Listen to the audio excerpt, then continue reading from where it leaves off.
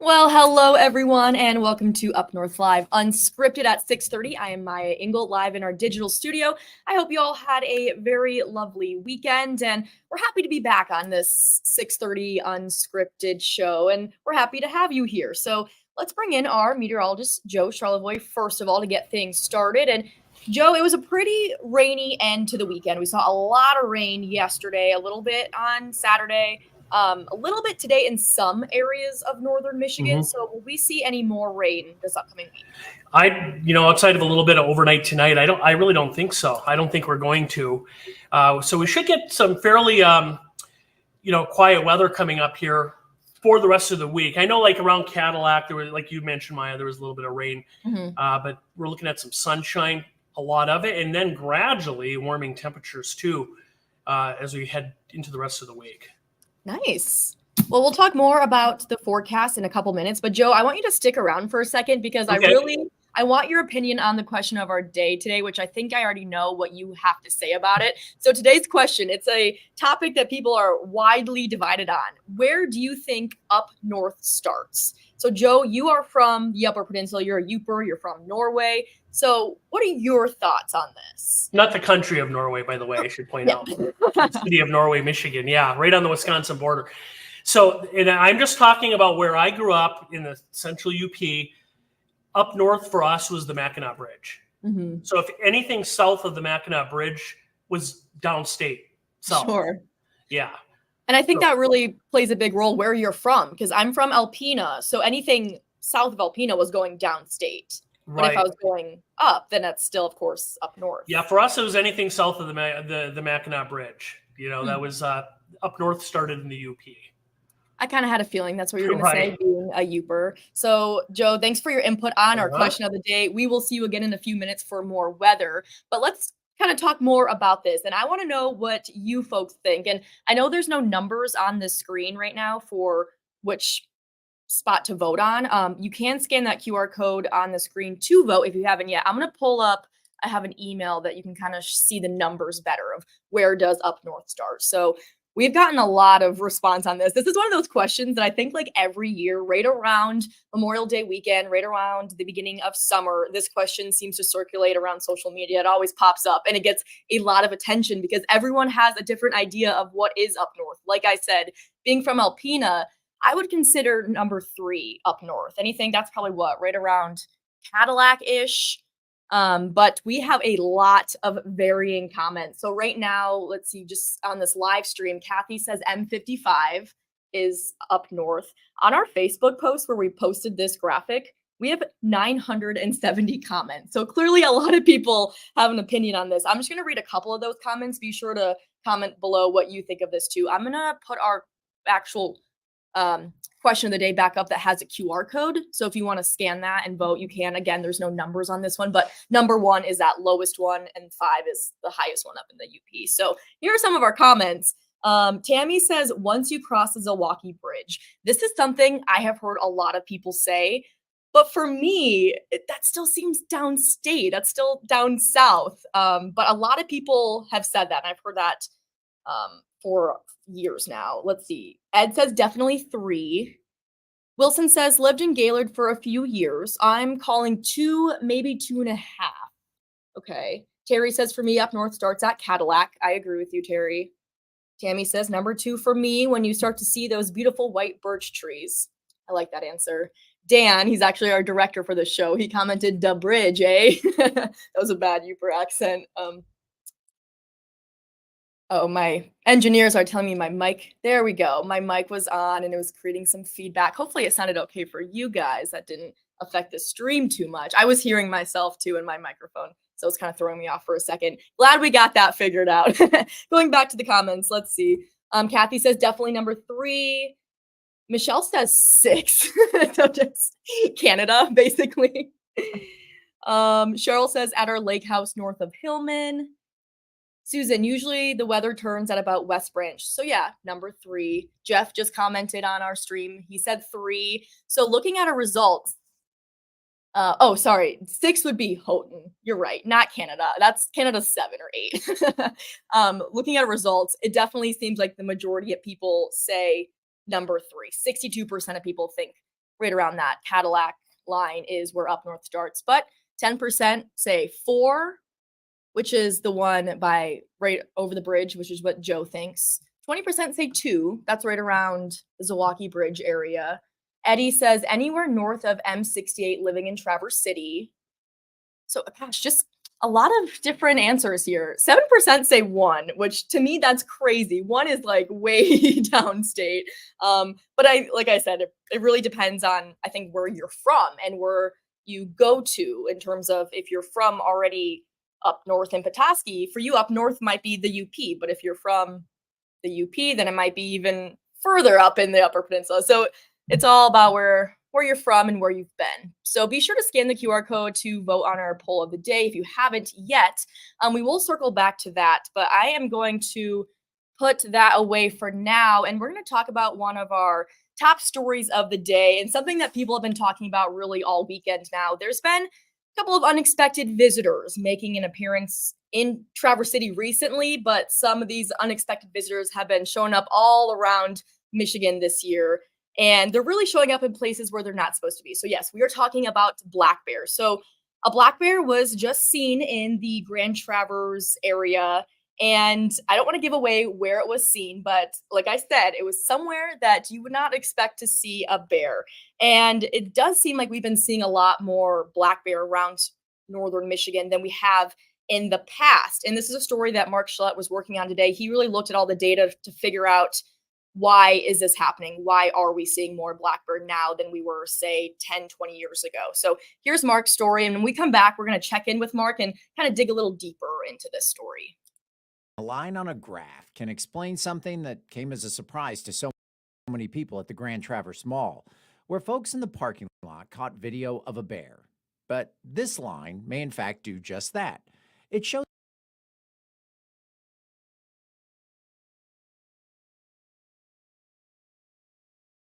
says there are roughly 2,000 bears in the Lower Peninsula, and that number's growing fast. Faster than the population in the Upper Peninsula. That's up 21% over that same time period, topping out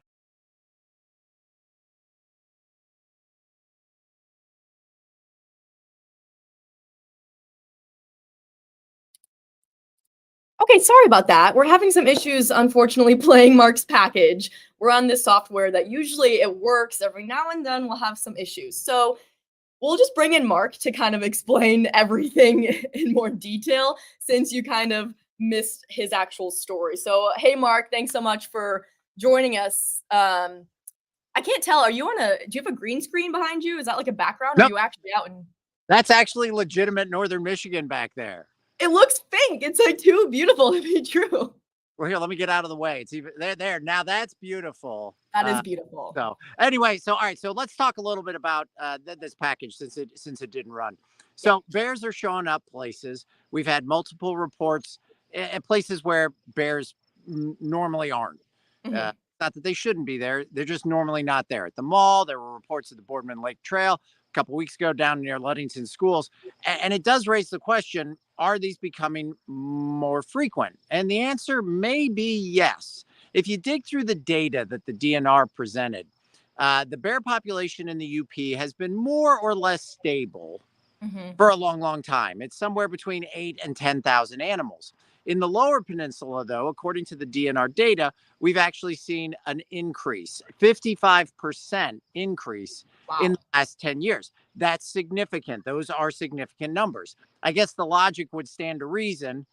If you have more animals, you're going to have more animal-human interaction. So that's just random odds. You're going to bump into more bears. So the bear population in the Lower Peninsula is doing well. It's healthy. The problem is, or the challenge that we're seeing is, we obviously have had construction and development. We've taken away some of their natural corridors. We're building more homes, more structures in areas that probably used to be bear habitat, or at least more secluded bear habitat. So you're going to see more interaction as we continue to have more development and things along those lines. One of the most interesting things that the DNR had in this data was a map that showed where bears were harvested in I think 2011. And so It's an area about like this. It was about 7,800 square miles. So that's where hunters harvested bears, Mhm. 7,800 miles. 10 years later, that area had expanded to almost double, 13,000 square miles. And instead of just kind of being primarily in the northeastern region of our viewing area, it Mhm. spread all the way across the viewing area. So we're starting to see hunters be more successful in a broader area.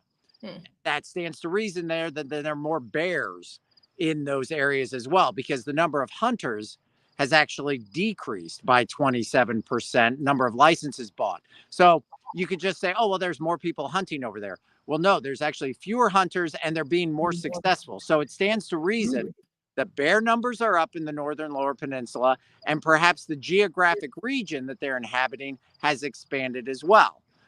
So it's kind of a double whammy. I do believe that we are seeing more bear human interactions for all of those reasons. More bears over a broader region, and then you take away the fact that we're developing and building in some areas to take away some of their secluded woods and also some of their natural travel corridors.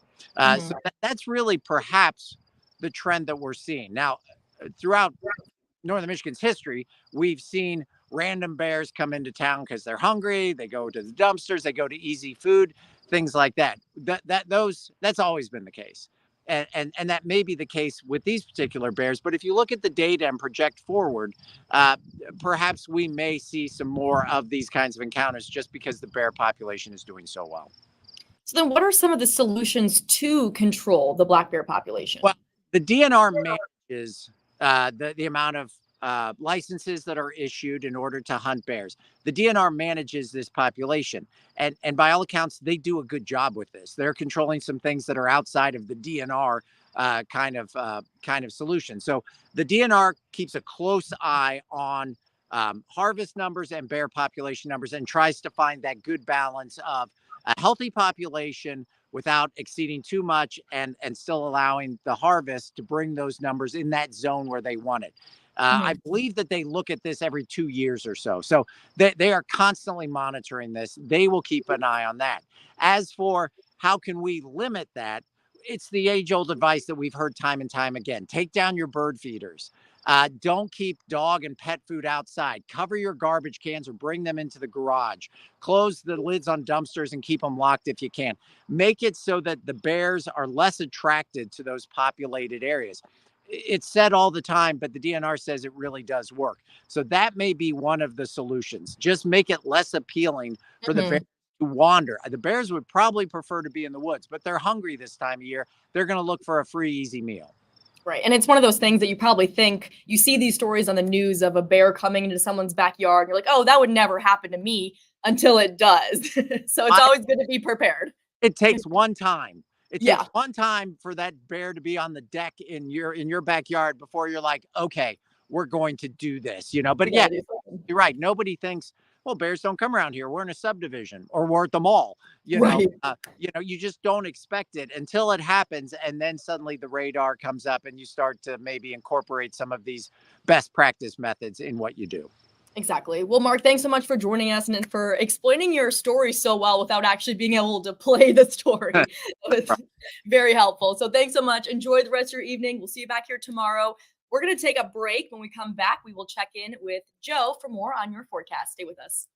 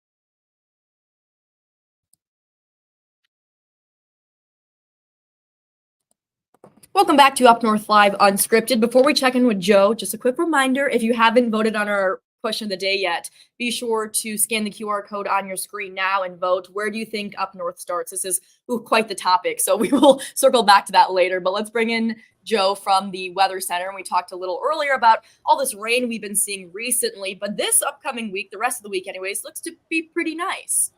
Yeah, so we had the rain over the weekend, especially yesterday on Memorial Day, and now some dry weather making a return, and it's going to stick around for a few days too. And temperature-wise, pretty comfortable. Although Maya, we did have a lot of rain over the weekend, especially yesterday. I looked out the window; it was pouring. Looked out a couple hours later, still pouring with a lot of the rain. Here are some of the totals that we had, and topping our list. This is what was actually measured in the rain gauges. Some of the reports sent in. Beaver Island, over 4 inches of rain.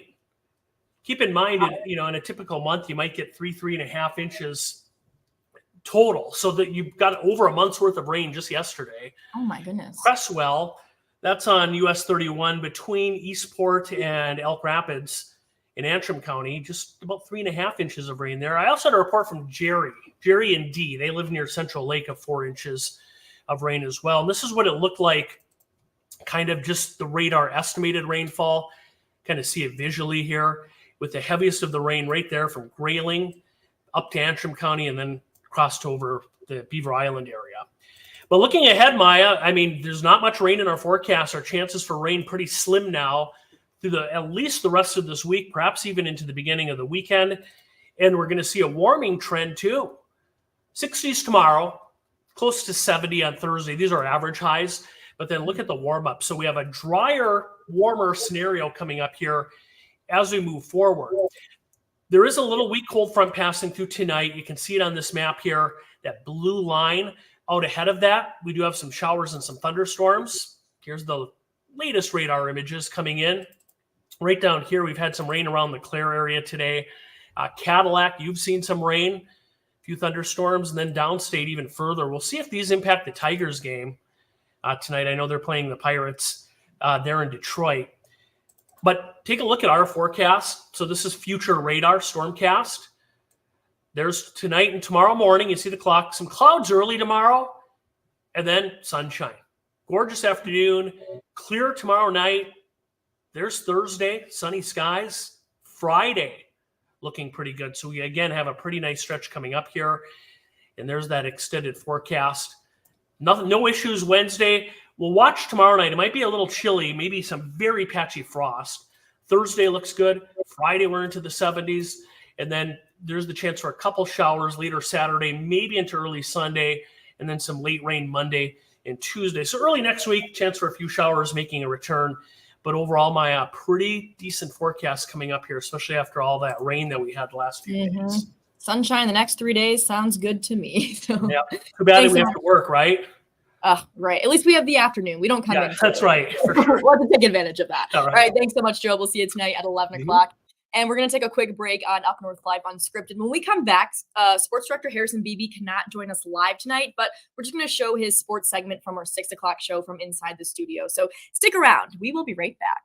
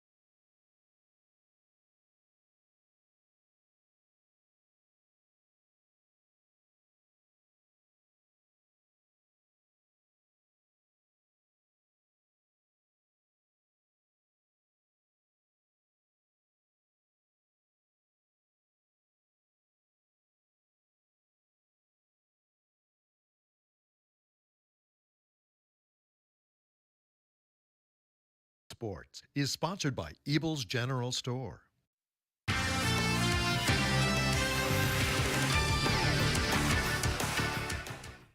We start with rowing tonight.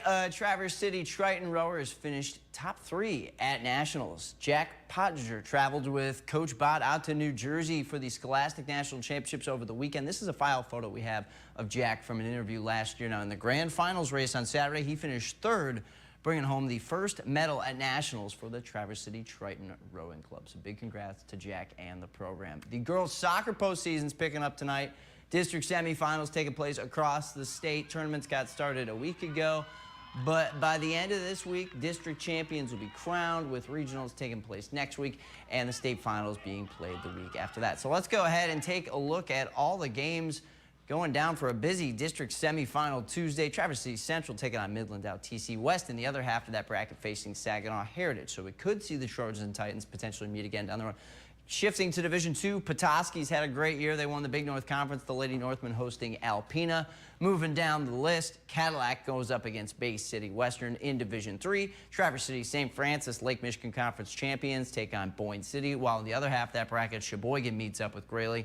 And in Division IV, it's McBain NMC coming off another stellar season for the Comets. They're meeting up with Lakeview. And in the Northern District, Leland and Sutton's Bay. That's a pretty good matchup for a district semifinal. And the other half of that bracket is Elk Rapids taking on Harbor Springs. We head to baseball now, where the Traverse City Pittsburghers and the Tigers both in action today. The Spitters looking to rebound after an opening night loss on the road to Battle Creek, and they had an afternoon game for Game 2, and it worked out pretty well. They put up 5 runs in the 5th inning on the way to a 9-5 win over the Battle Jacks this afternoon to move a 1-1 on the season before the home opener takes place tomorrow night at Turtle Creek Stadium. Brody Capps had 5 hits and 2 RBI in the victory. The Tigers riding a 3-game win streak. They host the Pittsburgh Pirates tonight for the first of 2 at Comerica Park, the second game being an afternoon finale that'll be on Wednesday. All right, that is going to do it for your look at sports, but stay with us. We're going to be right back. And we are going to take another break, so Harrison was right. We will be right back. I will put up our question of the day one last time on the screen, so if you haven't voted yet, be sure to scan the QR code, and we will see you after the break.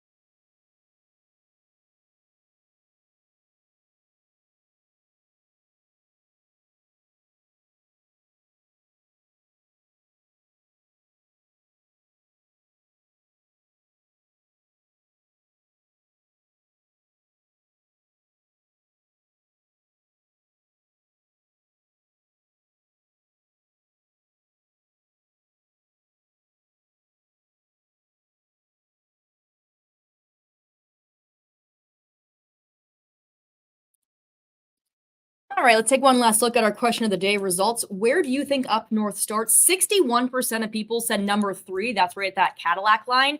We had about, let's see, 653 people vote. So if I did my math correctly, 61%, roughly 398 people say it's right at that number 3 line. So if you haven't voted yet, scan the QR code on your screen to vote right now and leave a comment on what you think. So thank you so much for joining us on Up North Live Unscripted. We'll see you back here tonight at 11 o'clock.